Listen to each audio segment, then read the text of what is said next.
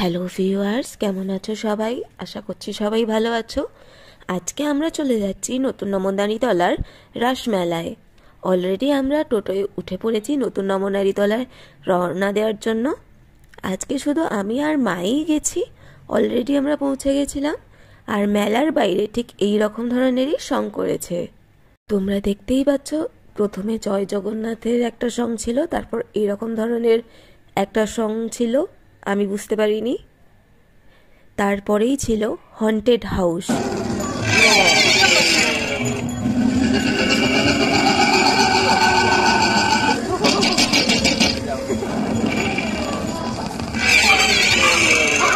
Haunted হাউসের সংটা দেখে বেরিয়ে এসে তার পাশেই ছিল হিরণ্যকশিপুর বধ।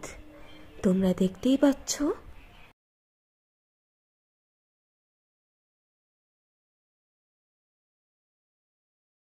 তারপরে এইগুলো নর্মালি সং সাজিয়ে রেখেছে। আর এইটা হলো মেয়েকে শাসন। তারপর এইটা জিনি টাইপের কিছু একটা নিচে লেখা ছিল না বলে আমি বুঝতে পারিনি।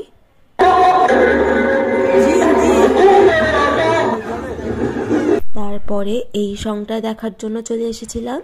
এইটা হলো রামপ্রসাদের মাতৃসাধন।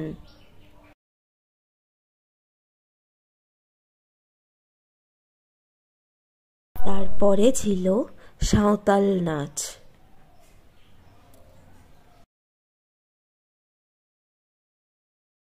তারপরেই ছিল ঝুলন যাত্রা।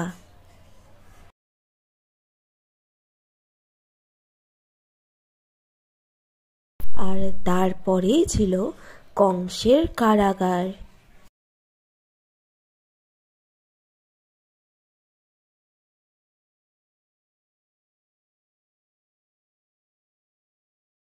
তারপর আরো কিছুটা দূরে ছিল এই জটাসুরের বধ।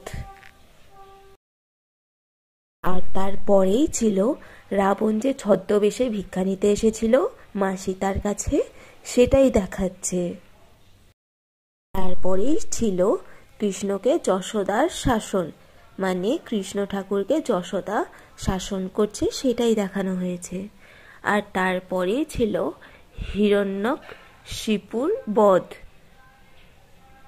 এটা আবারও করেছে।